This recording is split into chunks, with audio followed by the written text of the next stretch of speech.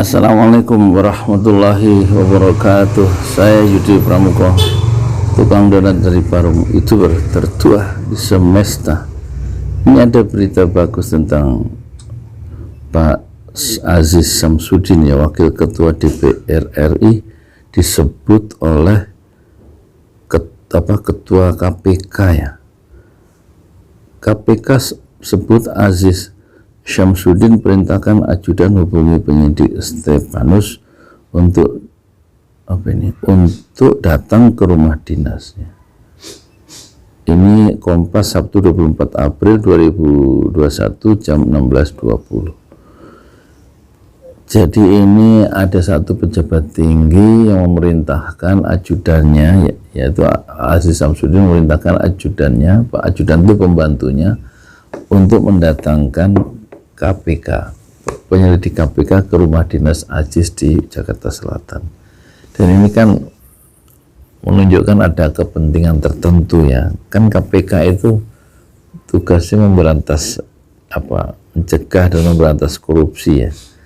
Tapi kok bisa orang sekelas Wakil Ketua DPR itu bisa memerintahkan KPK datang ke rumahnya Aziz dan konon bertemu, ya.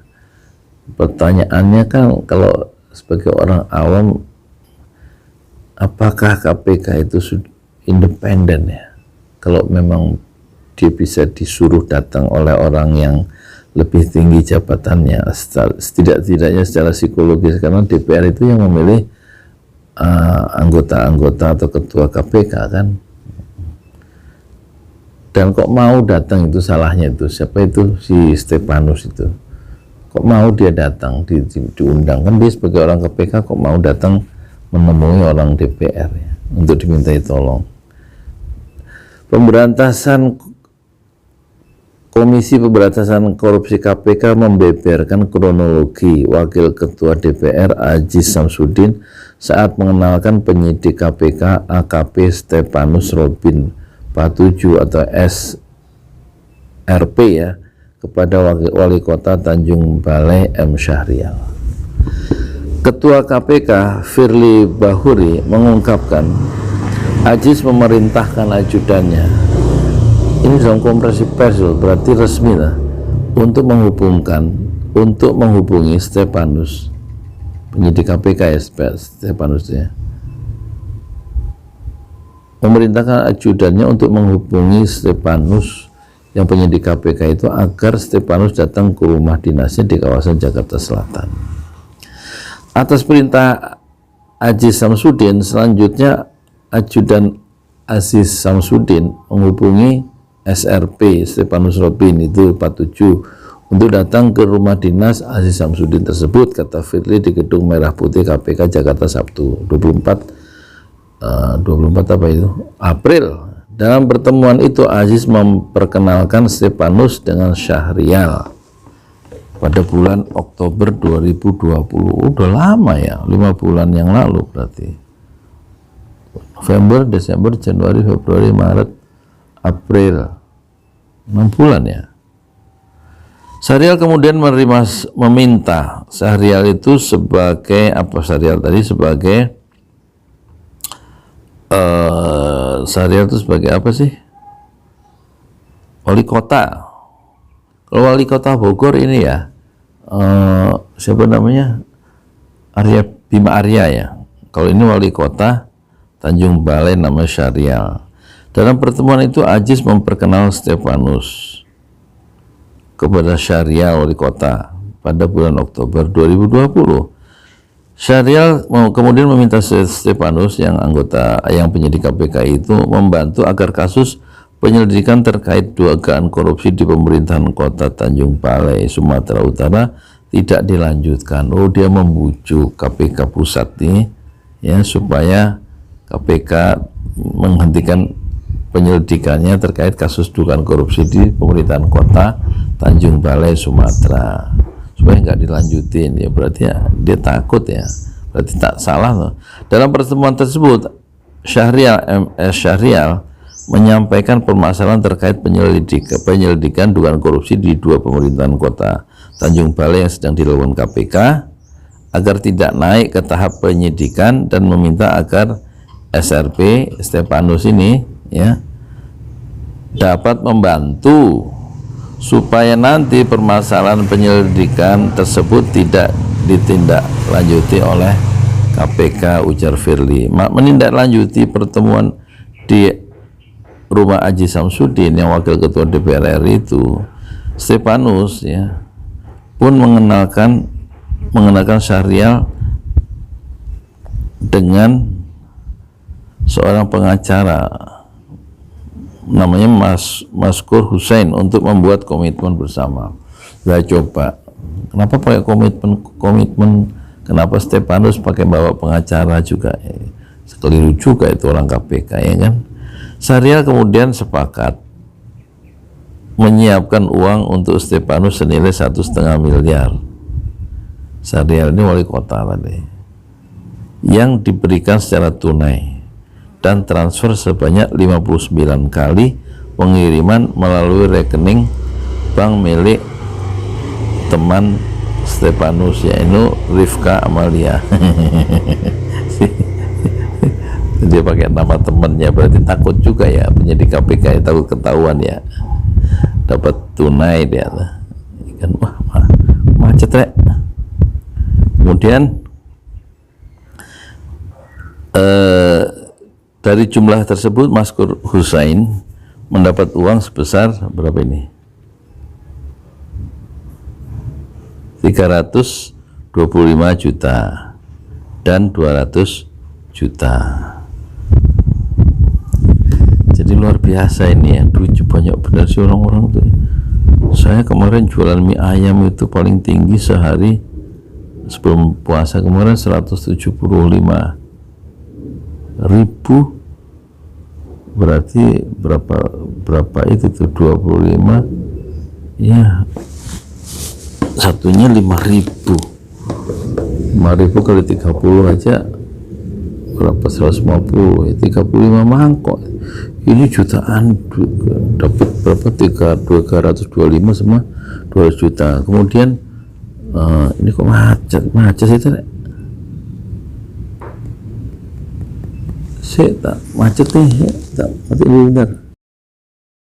Jadi si siapa itu akhirnya terjadi kesepakatan ya, MS menyetujui permintaan Stefanus. MS itu Syahrial tuh, wali kota ya kan, dan Maskur yang pengacara yang dibawa oleh Stefanus itu menyetujui permintaan Stefanus dan Maskur pengacara itu ya kan, terus untuk mentransfer ya uang yang diminta, dengan mentransfer uang secara bertahap sebanyak 59 kali melalui rekening bank Rifka Amalia. Ini perempuan, teman dari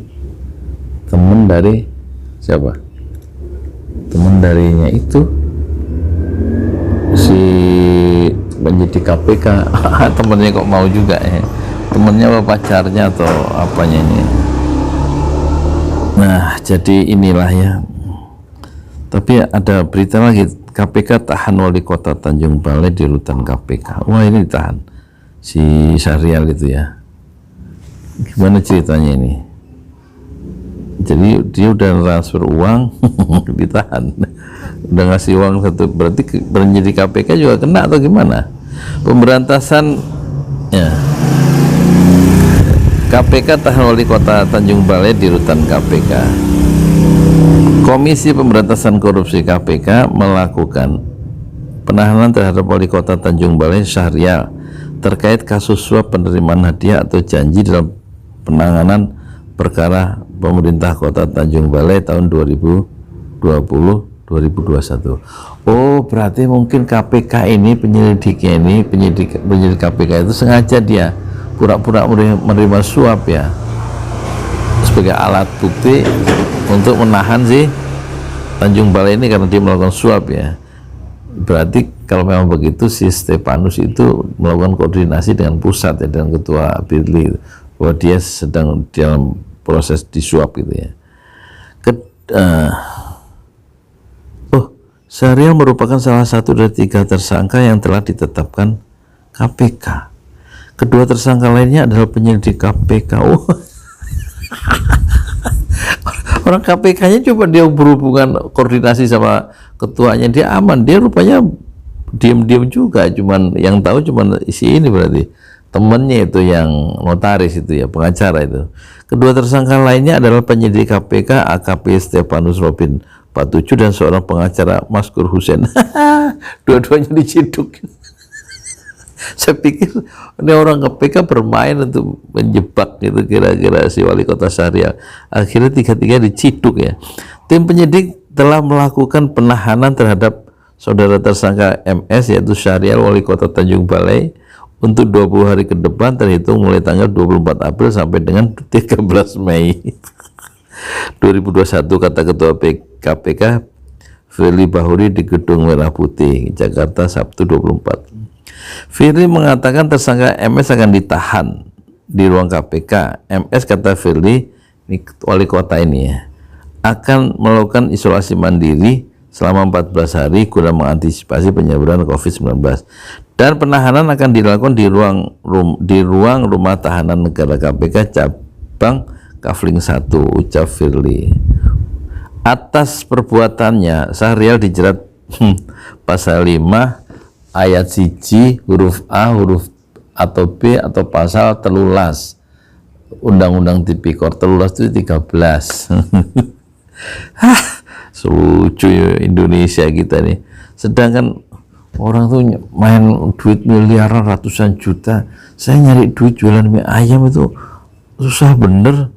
Pernah 1 hari dapat 50.000 dari jam 8 sampai maghrib. 50.000. Orang-orang sini berarti pedagang nggak punya duit ya. Paling tinggi 175, pernah 150. Boro-boro 150 juta, 150.000. Ini 1,5 miliar. Sedangkan Stefanus dan Maskur ya disangkakan, Maskur Hussein disangka melanggar pasal 12 huruf A atau huruf I dan pasal 11 atau pasal 12 B Undang-Undang Tipikor. JO itu junto itu apa sih? Isinya sama gitu ya, itu menunjuk, atau pasal 55 ayat 1 ke 1 KUHP. M. Syahrial diketahui memberi uang. Wow, berarti udah ngasih uang cash berarti ya, 1,1 miliar kepada penyidik KPK AKP Stefanus Robin 47. AKP berarti di polisi ya, bukan polisi, polisi. Pemberian uang itu dimaksudkan agar kasus yang dialami Syahrial terkait penyidikan suap yang diusut KPK Pemerintahan Kota Tanjung Balai Sumatera Utara dihentikan. Setelah uang diterima 1,5 miliar itu ya, Stefanus Robin kembali menegaskan kepada MS Syahrial dengan jaminan kepastian bahwa penyelidikan dugaan korupsi di pemerintah Kota Tanjung Balai tidak akan ditindaklanjuti oleh KPK. Keliru berarti, ngasih janji setelah dapat duit ya, ucap Ketua Firly Bahuri dalam konferensi pers di Gedung Merah Putih. Ya, nggak ingat anak istri apa sih rek, ya kan, usah piye iki, apalagi beritanya. Udah gitu aja ya. ICW pertanyakan yang harus dijawab KPK, dari mana Aziz tahu penyelidikan di Tanjung Balai? Nah, kita kembali ke Pak Aziz Samsudin ya, orang Golkar ya kan. Kita klik ICW itu Indonesia Corruption Watch ya. Kata ICW, pertanyaan harus dijawab oleh KPK, dari mana Aziz tahu penyelidikan di Tanjung Balai?